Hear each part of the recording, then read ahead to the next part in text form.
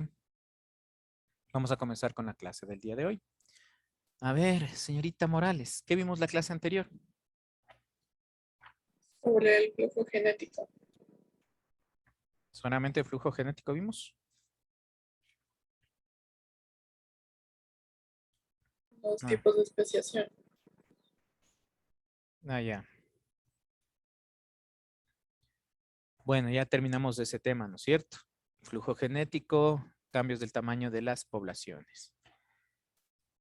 Bueno, vamos a seguir con el siguiente tema. Vamos a ver la selección artificial.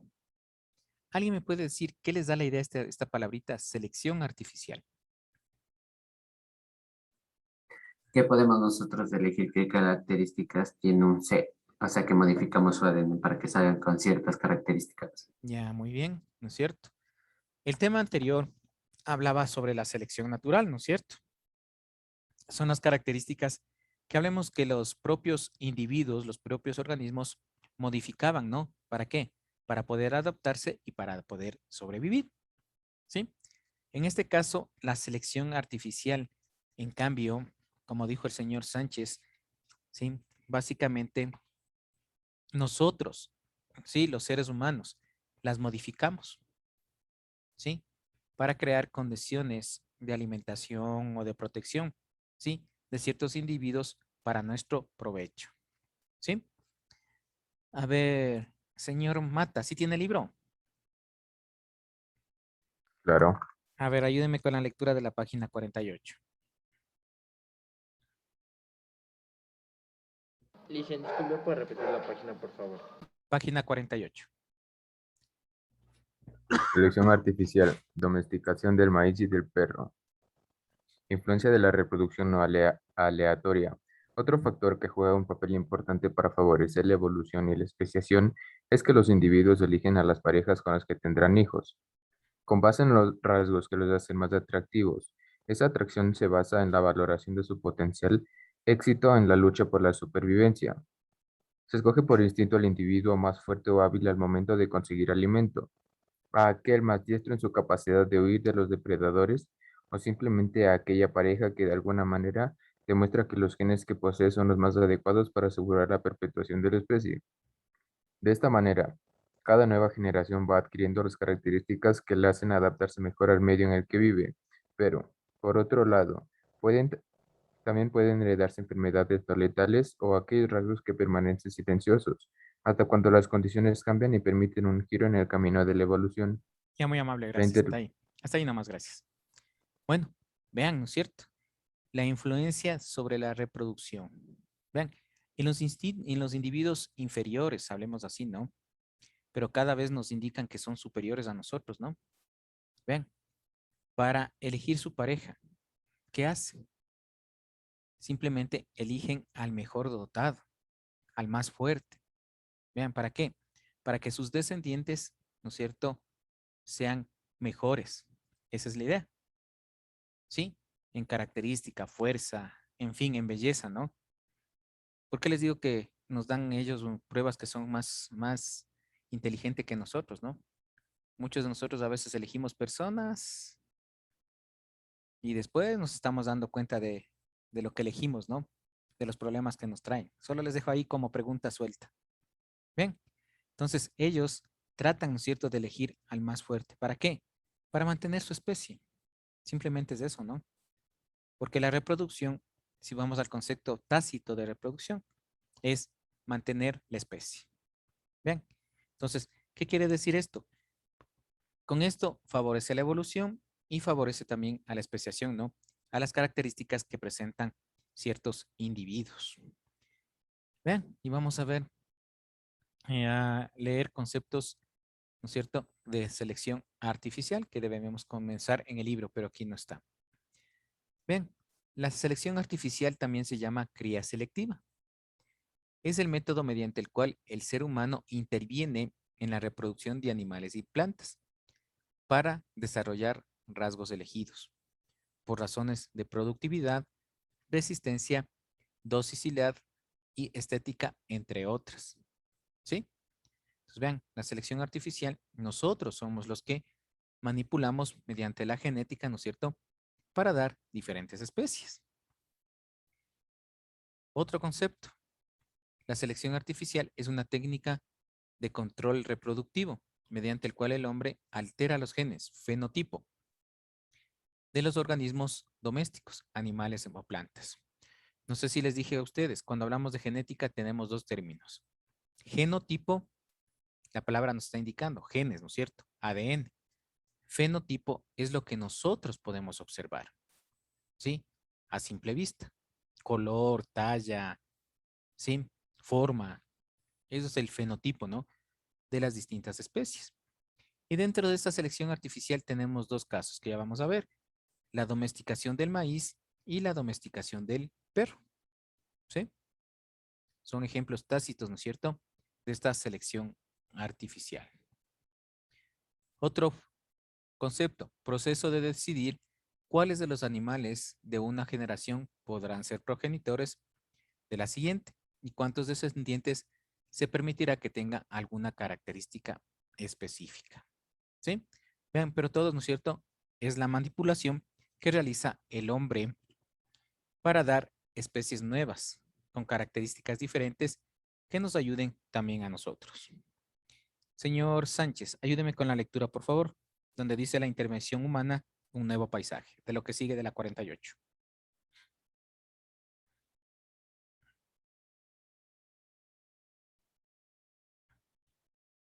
Por favor, tengan los libritos de la mano, estamos en la materia.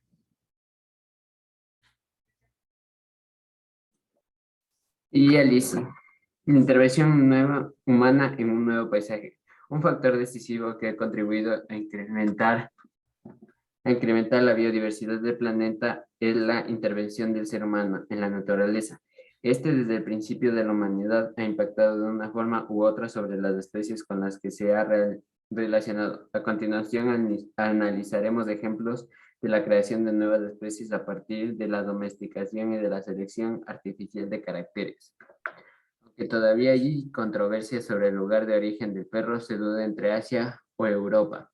Las coincidencias de los estudios científicos basados en restos arqueológicos indican que tan pronto como el ser humano dejó de ser nómada y se asentó en lugares con suficientes condiciones para desarrollar la agricultura, hace cerca de 15.000 años en el periodo neolítico, contaba ya con la presencia de animales al que se calificaba como su mejor amigo.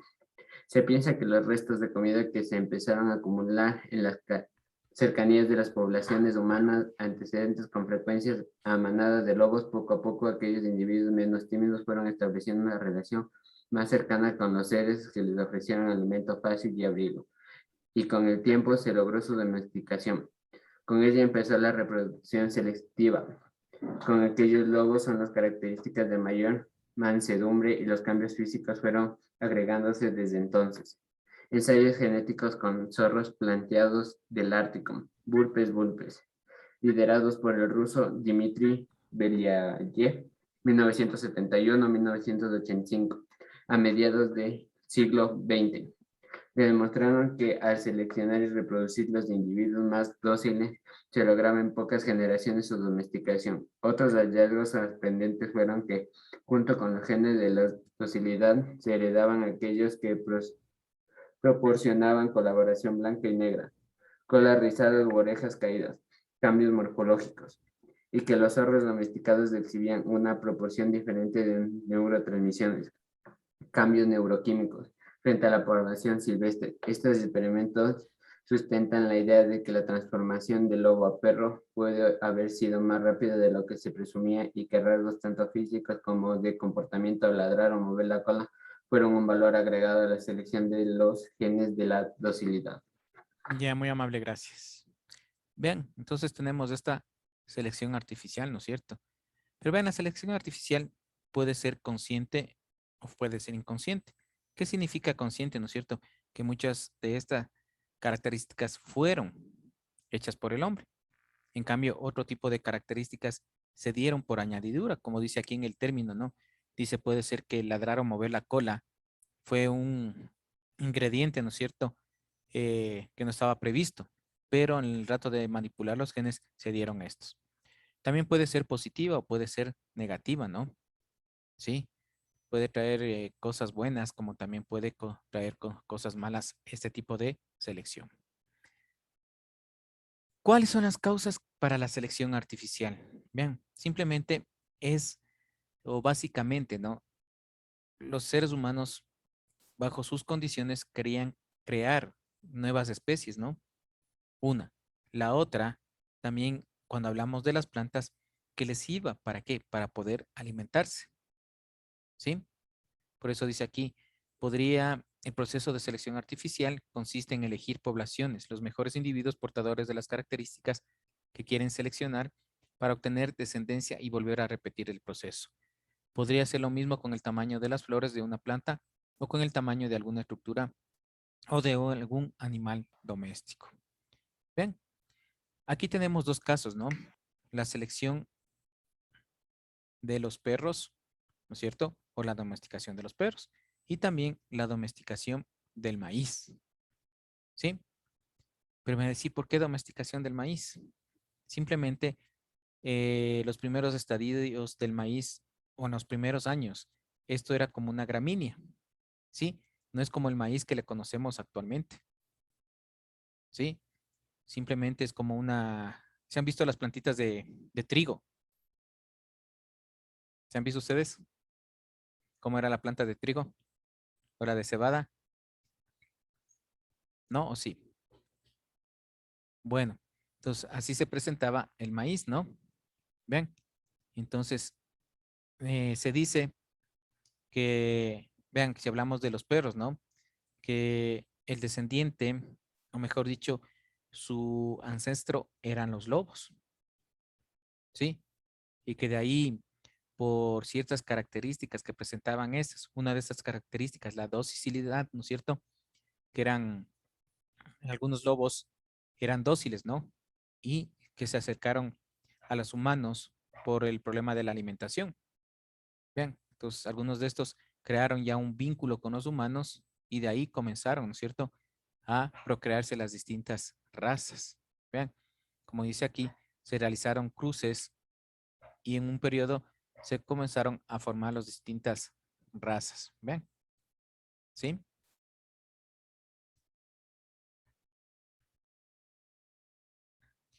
Entonces, básicamente, ¿no es cierto? Ese fue el origen de la domesticación del perro, ¿no? Aparentemente, ¿sí?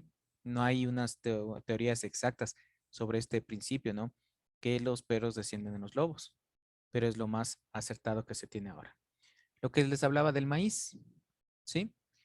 Básicamente, el maíz fue domesticado hace más de 5.000 o 7.000 años, ¿sí? Algunos dicen que fue en el Asia, otros dicen que es en el continente americano, los mexicanos, las culturas mayas, los aztecas, ¿no? ¿Cuáles fueron eh, manipulando, ¿no es cierto? No sabemos cómo, para dar la forma del maíz actual. Miren, ¿sí? Entonces, como dice aquí, el maíz es uno de los cereales más importantes del mundo. Fue domesticado por el hombre, ¿no es cierto? En la cuenca del río Balsas de México. Y eso les decía, vean cómo se presentaba el maíz. De esta manera, ¿sí? Según un proceso, no sabemos cuál, ¿no es cierto? Las antiguas civilizaciones hicieron genéticamente y actualmente tenemos de esta manera el maíz, ¿sí? Entonces pasó de un proceso de presentar simplemente como una hilera, ¿no? Como dice, como una gramínea, a tener ya varias hileras que le servía para el consumo, para la alimentación, ¿sí? Señorita Díaz Odalis, ¿me ayuda leyendo por favor esta diapositiva? Selección para el tamaño del olote y de mazorca. La planta del teocintrio fue transformada por selección artificial durante su domesticación. El olote engordó para contener varias hileras de granos y la mazorca empezó a parecerse a la del maíz moderno. Esta forma de selección realizada por los humanos en el maíz es la misma forma de selección que se utilizó para el mejoramiento de los perros y gatos de raza pura. Ya. Vean, aquí tenemos la imagen, ¿no? Vean cómo era el maíz a principios de, ¿no? Y cómo lo tenemos de esta manera. Vean, aquí tenemos otra imagen, ¿no? Cómo era el maíz. Hasta tener, en este caso, el maíz actual. Miren. ¿Sí? Entonces, de esa manera se encontraba el maíz. Entonces, gracias a mis manipulaciones genéticas, ¿no es cierto? Se pudo dar la concepción del maíz que lo conocemos actualmente. Perdón. Señorita Astudillo, por favor, me ayuda con la lectura de la página 50. Mejoramiento genético de especies agrícolas. La posibilidad de domesticar variedades silvestres de plantas comestibles llevó a la selección artificial de los individuos más resistentes a las condiciones climáticas adversas, enfermedades o plagas, así como a los que tenían mayor rendimiento, mejor sabor o tamaño o eran más atractivos. El manejo y la selección ancestral de semillas están documentados desde los inicios de la vida sedentaria del ser humano, así como las preferencias alimenticias de los diferentes grupos humanos, las cuales motivaron la evolución de los cultivos que conocemos actualmente. Es así como se ha logrado determinar que, hace más de 10.000 años, las espigas de las plantas silvestres que dieron origen al trigo, arroz o maíz eran mucho más pequeñas y delgadas que las variedades actuales. Si se ha llegado a tener mazorcas de maíz muy carnosas, con forma, color y sabor diverso, se debe en gran parte al intuitivo manejo genético que generación tras generación han logrado los agricultores desde tiempos inmemoriales. La selección de las mejores semillas, la polinización intencional y técnicas de hibridación e injertos han llevado a revigorizar las especies conocidas y a producir otras nuevas. ¿Sigo? Sí, siga nomás. Los guardianes de semillas. Aunque en la actualidad los adelantos biotecnológicos ofrecen solucionar los problemas de producción que enfrentan los agricultores, no hay que desestimar la importancia del mejoramiento genético tradicional. Eso es lo que defienden los grupos que se denominan guardianes de semillas, que además de basarse en alternativas amigables con el ambiente para evitar los productos agroquímicos tóxicos, buscan defender la cultura y tradición de los pueblos. Ya, muy amable, gracias. Ven, entonces, básicamente y en resumen, ¿no es cierto? Los adelantos y esto que es de la selección artificial se basa en la genética, ¿sí? La manipulación de los genes, ¿no? Gracias a esto se ha llegado a tener las diferentes razas de perros, ¿no? Como ustedes pueden ver, una de las razas hechas por el hombre, los Pitbull, los Rottweiler, ¿no es cierto? Ustedes saben que esos perritos, ¿para qué les hicieron? Como animales de pelea, ¿no? ¿Sí? Por eso tienen ciertas características, ¿sí? A diferencia del pastor alemán, de los dálmata, hablemos así, ¿no? Que tienen características naturales, pero los otros perros fueron manipulados genéticamente. Y en este caso también del maíz. Ustedes saben que el maíz es, mejor dicho, uno de los principales alimentos de nuestra gente indígena, ¿no? ¿Sí? Especialmente de los mayas, de los aztecas, de los incas, ¿vean? Porque del maíz salen numerosas cosas, ¿no? Harinas, vean, que sirve para la alimentación, vean. Entonces, por eso, básicamente del maíz no se sabe a ciencia cierta cómo los indígenas, ¿no es cierto? Los mayas, los aztecas, en este caso, cómo manipularon para tener la mazorca actual, ¿no? ¿Sí? Pero, vean, simplemente es la manipulación genética que se hace de las distintas especies, ¿no? Y así se ha mejorado todo, ¿sí? Lo que nosotros conocemos actualmente. No sé si tienen alguna pregunta, por favor. ¿Quedó claro esta partecita? ¿Sí? Bueno,